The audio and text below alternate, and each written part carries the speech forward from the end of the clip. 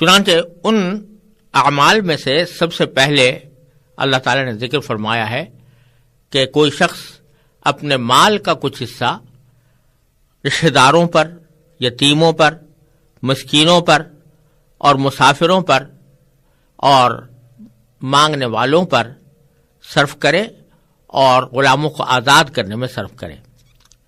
اس میں اللہ تبارک و تعالیٰ نے یہ ارشاد فرمایا کہ ہر انسان کے دل میں بشری تقاضے سے مال کی طرف ایک محبت پائی جاتی ہے، اور ہر انسان چاہتا ہے کہ اس کے پاس کچھ مال ہو، اس کی محبت اس کے دل میں موجود ہوتی ہے۔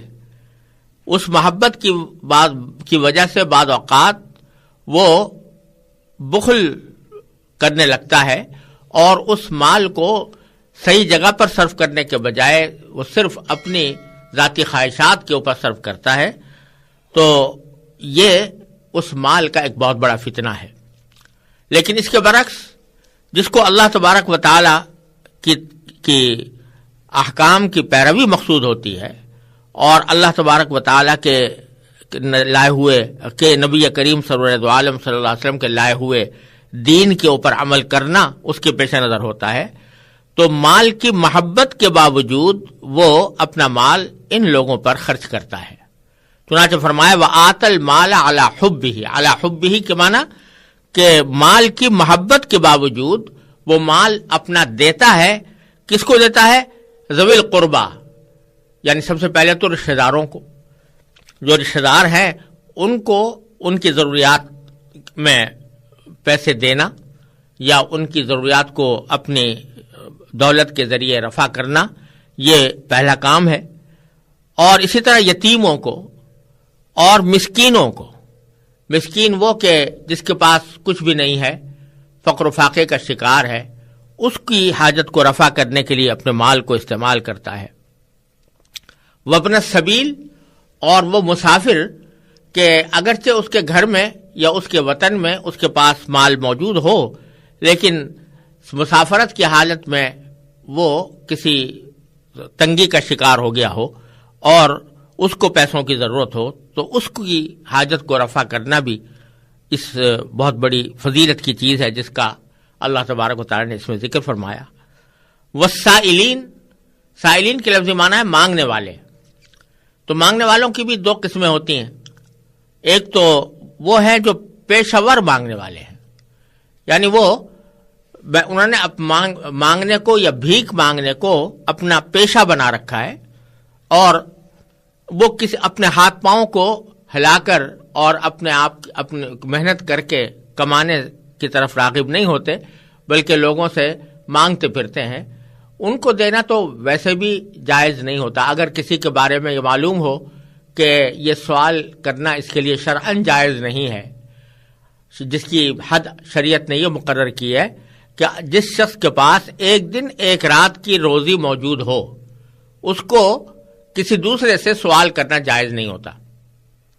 اگر کسی شخص کو کے بارے میں معلوم ہے کہ اس کے پاس ایک دن ایک رات کی روزی ہے اور اس کے لیے شرعاً مانگنا جائز نہیں ہے، پھر اس کو دینا یہ اس کی گناہ کے اندر اعانت ہے، اس واسطے وہ جائز نہیں ہوتا۔ لیکن دوسرے سائل اور مانگنے والے وہ ہوتے ہیں کہ جو بھکاری نہیں ہیں اور نہ پیشہ ور مانگنے والے ہیں، بلکہ کسی ضرورت کی وجہ سے ان کو مانگنے کی ضرورت پیش آ گئی ہے، تو ان لوگوں کو دینا، یہ اللہ تبارک و تعالی نے اس کا ذکر کئی جگہ قرآن کریم میں فرمایا ہے۔ اور نبی کریم صلی اللہ علیہ وسلم کا بھی یہ معمول تھا کہ اگر کوئی آپ سے اپنی حاجت مانگتا تو آپ کبھی اس کو رد نہیں فرماتے تھے۔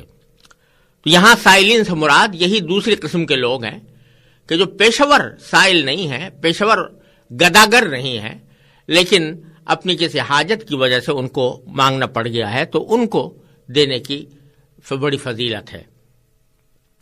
وفر رقاب، اور آخری بات یہ ذکر فرمائی کہ پہلے زمانے میں غلام ہوا کرتے تھے اور غلامی کیا کرتے تھے، تو ان غلاموں کو آزاد کرنا یہ بہت بڑی فضیلت کی بات قرار دی گئی تھی، اور یہ فرمایا گیا تھا کہ اگر کوئی شخص کسی غلام کو آزاد کرے تو حدیث میں ہے کہ اس کے ہر عضو کے بدلے آزاد کرنے والے انسان کے ہر عضو کو جہنم سے نجات عطا ہو جاتی ہے۔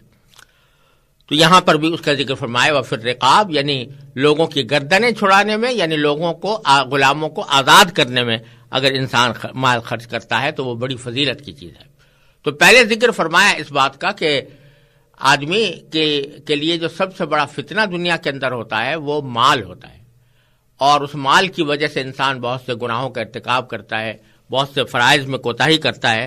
لیکن یہ وہ لوگ ہیں کہ جو مال کی محبت کے باوجود اللہ تعالیٰ کے راستے میں ان مدات پر اپنا مال خرچ کرتے ہیں۔ پھر آگے فرمایا وَأَقَامَ الصَّلَاةَ، دوسرا ان کا عمل یہ ہے کہ وہ نماز کو قائم کرتے ہیں، اور یہ پہلے بھی گزر چکا ہے کہ نماز کو قائم کرنے سے مراد یہ ہے کہ نماز کو اس کے آداب و شرائط کے ساتھ ادا کرتے ہیں، پابندی کے ساتھ ادا کرتے ہیں، اس میں ناغہ نہیں کرتے، اور وآت الزکاۃ، اور زکوٰۃ ادا کرتے ہیں۔ زکوٰۃ کا الگ سے ذکر کرنے سے یہ بات معلوم ہوئی کہ پیچھے جو بات کہی گئی تھی کہ وہ مال خرچ کرتے ہیں، ان مختلف مدات کے اندر خرچ کرتے ہیں، وہاں اس سے مراد نفلی صدقات ہے، یعنی زکوٰۃ کا ذکر الگ کیا گیا ہے۔ زکوٰۃ تو فرض ہے، ہر انسان کے مال کے اوپر زکوٰۃ فرض ہے جو صاحب نصاب ہو، اور وہ اس کی خاص مقدار اللہ تبارک و تعالیٰ نے طے کر رکھی ہے۔ مثلا عام طور سے نقدی کی زکوٰۃ 40واں حصہ یا 2.5% ہوتی ہے، تو وہ تو فرض ہے۔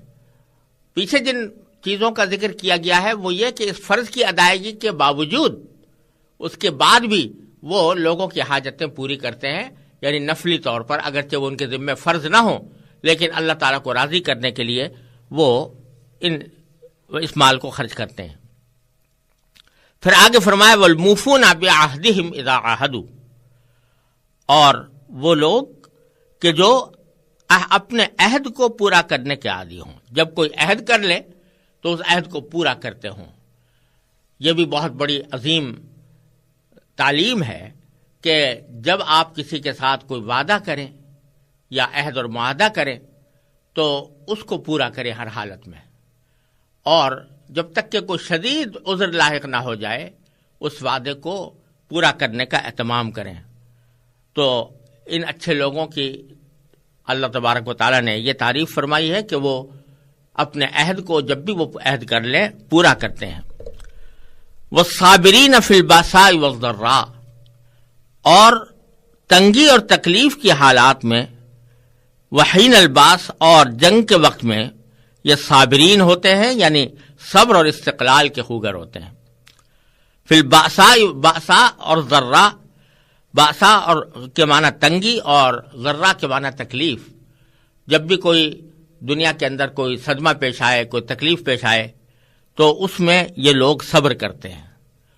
اور حین الباس یعنی لڑائی کے وقت میں بھی، جبکہ ان کے اوپر کوئی دشمن حملہ آور ہو جائے یا اس کے ساتھ جنگ کا موقع آ جائے تو ایسی صورت میں یہ لوگ استقلال کے ساتھ، ثابت قدمی کے ساتھ اس جنگ میں حصہ لیتے ہیں اور صبر سے کام لیتے ہیں۔ پیچھے میں صبر کی تفصیل عرض کر چکا ہوں کہ صبر کی 3 قسمیں ہیں، ایک صبر کرنا طاعات کے اوپر، اور ایک صبر کرنا معصیتوں سے اپنے آپ کو بچانا، اور تیسرا یہ کہ کوئی مصیبت کی حالت میں، تنگی کی حالت میں صبر کرنا، یعنی اللہ تعالیٰ کی مشیت پر راضی ہونا اور اللہ تعالیٰ کی مشیت پر کوئی شکوہ نہ کرنا۔ ان تمام اوصاف کو ذکر کر کے اللہ تبارک و تعالیٰ فرماتے ہیں اولئک الذین صدقوا، یہ ہیں وہ لوگ جو سچے ہیں، یعنی سچا کہلانے کے مستحق ہیں۔ اس میں یہ بات بتا دی کہ سچ کے مفہوم میں صرف یہ بات داخل نہیں ہے کہ آدمی سچ بولے، بلکہ اس کے تمام کام وہ اللہ تبارک و تعالیٰ کی رضا کے مطابق ہوں تو وہ سچا کہلانے کا مستحق ہے۔ وجہ اس کی یہ ہے کہ جب ایک شخص نے یہ کہہ دیا کہ لا الہ الا اللہ، یعنی اللہ کے سوا کوئی معبود نہیں، تو اس طرح اس نے ایک طرح سے یہ عہد کر لیا کہ میں صرف اللہ تبارک و تعالیٰ کے احکام کی پابندی کروں گا۔ تو اب جب اس نے یہ عہد کر لیا تو اس کے عہد میں سچا اترنے کا تقاضا یہ ہے کہ وہ ان ساری باتوں پر عمل کرے اور ان سارے احکام کو بجا لائے جو اللہ تبارک و تعالیٰ اور اللہ کے رسول صلی اللہ علیہ وسلم نے عطا فرمائے ہیں۔ تو فرمایا کہ یہ لوگ ہیں جو سچے ہیں، وَأُولَٰئِکَ هُمُ الْمُتَّقُونَ، اور یہی لوگ متقی ہیں، یعنی اللہ تبارک و تعالیٰ سے ڈرنے والے ہیں اور اللہ تعالیٰ کے احکام کو بجا لانے والے ہیں۔ جس میں آپ نے فرمایا تھا کہ 5 چیزوں کو 5 چیزوں سے پہلے غنیمت سمجھو۔ عجیب ارشاد ہے، فرمایا کہ 5 چیزوں کو 5 چیزوں سے پہلے غنیمت سمجھو۔ ایک کیا؟ حیاتک قبل موتک، اپنی موت سے پہلے، مرنے سے پہلے جو زندگی ملی ہوئی ہے، اس زندگی کو غنیمت سمجھ لو۔ جو کچھ کرنا ہے اسی زندگی میں کرنا ہے۔ آخرت میں عذاب اور ثواب، جنت اور جہنم، اس کا فیصلہ جو کچھ ہوگا وہ اسی زندگی سے ہوگا۔ اس زندگی کو اگر ٹھیک گزار لیا تو انشاءاللہ آخرت کی ابدی راحتیں ہیں، ابدی نعمتیں ہیں، اور اگر خدا نہ کرے اس زندگی کو غلط طریقے سے گزارا تو مرنے کے بعد پھر حسرت جو ہوگی وہ حسرت ایسی ہوگی کہ اس کا کوئی مداوع نہیں ہوگا۔ قرآن کریم فرماتا ہے کہ جب آخرت میں بدکاروں کو سزائیں دی جائیں گی تو وہ کہیں گے کہ ایک مرتبہ ہمیں واپس بھیج دیجئے دنیا میں، تو فَأَصَّدَّقَ وَأَكُن مِّنَ الصَّالِحِينَ، میں پھر صدقے بھی دوں گا اور نیک عمل بھی کروں گا، بڑا نیک بن کے زندگی گزاروں گا۔ لیکن اس کے بعد موقع ختم ہو چکا ہوگا۔ وَلَن يُؤَخِّرَ اللَّهُ نَفْسًا إِذَا جَاءَ أَجَلُهَا، جب وقت آ جاتا ہے تو پھر اللہ تعالیٰ اس کے اندر تاخیر نہیں فرماتے۔ بہت لمبی عمر ہے اللہ تعالیٰ نے دی ہوئی ہے۔ اولم نعمرکم ما یتذکر فیہ من تذکر، کیا تمہیں ہم نے وہ اتنی عمر نہیں دی تھی کہ اگر کوئی نصیحت حاصل کرنا چاہتا تو نصیحت حاصل کر لیتا؟ تم نے اس کو گنوا دیا۔ تو مرنے کے بعد زندگی واپس نہیں لوٹ سکتی، اور لوٹ نہیں سکتی تو جو اعمال زندگی کے اندر کیے جا سکتے ہیں ان کا دروازہ بند ہو جاتا ہے۔ تو جب تک موت نہیں آئی، زندگی کی نعمت سے تم بہرہ اندوز ہو رہے ہو، تو اس وقت تک حیات کو، زندگی کو غنیمت سمجھو۔ اس کا ایک ایک لمحہ قیمتی ہے، اس کا ایک ایک لمحہ انسان کے لیے آخرت کی ابدی زندگی کے جاویدانی راحتوں کا ذریعہ بن سکتا ہے۔ اس کی کوشش کرو کہ لمحہ زندگی کا، لمحات زندگی ضائع نہ ہو۔ زندگی کو غنیمت سمجھو موت سے پہلے۔ اور اسی لیے حدیث میں رسول کریم صلی اللہ علیہ وسلم نے موت کی تمنا کرنے سے منع فرمایا کہ موت کی تمنا نہ کرو۔ کیوں؟ اس لیے کہ موت کے بعد تو دروازہ بند ہو جائے گا اعمال کا۔ اللہ تعالیٰ نے جو نعمت دے رکھی ہے اس کو جب تک ہے وہ نعمت ہے، وہ ایک اللہ تبارک و تعالیٰ کی طرف سے تمہارے لیے راستہ کھلا ہوا ہے اپنے لیے جنت کمانے کا۔ تو اس واسطے تمنا نہ کرو موت کی۔ اسی طرح دعا نہ مانگو کہ اللہ میں مر جاؤں، اور ساتھ ہی خودکشی کو حرام قرار دیا کہ کوئی شخص اپنے آپ کو خود قتل نہ کرے، خودکشی نہ کرے۔ کیوں؟ اس لیے کہ اللہ کی دی ہوئی نعمت کا یہ کفران ہے، ناشکری ہے۔ تو اس لیے فرمایا کہ مرنے سے پہلے زندگی کو غنیمت سمجھو، اور صحتک قبل سقمک، بیماری سے پہلے صحت کو غنیمت سمجھو۔ جب بیماری آ جائے گی تو قوت نہیں رہے گی، طاقت نہیں رہے گی، کوئی کام کرنا چاہو گے بھی تو نہیں ہو پائے گا۔ صحت ہے تو اس میں تم عبادت تم کر سکتے ہو، اللہ تعالیٰ کی طرف رجوع تم کر سکتے ہو، صدقے تم کر سکتے ہو، خیرات تم کر سکتے ہو، اپنے لیے نیکیوں کے ڈھیر تم جمع کر سکتے ہو۔ بیماری آ جائے گی تو پھر کچھ بھی نہیں کر سکو گے۔ لہذا صحتک قبل سقمک، اور پھر بیماری کے اندر اگر آدمی اس وقت میں حسرت ہو کہ یا اللہ میں نے اتنی عمر گزار دی، اس کے اندر میں نے کچھ نہ کیا، تو وہ اس حسرت کا کوئی علاج ممکن نہیں ہوگا بیماری کے بعد. تو یہ اللہ تبارک و تعالیٰ کی طرف سے یہ بیماری جو ہے تمہیں یاد دلاتی ہے. تو اس وجہ سے جب دوبارہ صحت آئے تو کم از کم اس قدر پہچان لو. اگر پہلے نہیں پہچانی تھی تو اب پہچان لو. میرے والد ماجد قدس اللہ تعالیٰ سرہ حضرت مولانا مفتی محمد شفیع صاحب رحمۃ اللہ علیہ کسی بزرگ کا خواب یا مکاشفہ نقل کرتے تھے کہ ایک مرتبہ کسی شخص نے خواب میں دیکھا ملک الموت کو، جو فرشتہ جو روح قبض کرتا ہے انسان کی، اس کو خواب میں دیکھا اور اس سے پوچھا کہ آپ سب لوگوں کی روحیں قبض کرتے ہیں تو آپ اچانک کسی کے پاس پہنچ جاتے ہیں. دنیا کا قاعدہ یہ ہے کہ جب کوئی کسی کو سزا دینی ہو یا کوئی، تو اس کو پہلے نوٹس دیا جاتا ہے، خبردار کیا جاتا ہے، پھر اس نوٹس کے ذریعے آدمی متنبع ہو جاتا ہے. آپ اچانک پہنچ جاتے ہو بغیر کوئی نوٹس دیے ہوئے. تو ملک الموت نے جواب دیا کہ بندہ خدا، میں تو اتنے نوٹس بھیجتا ہوں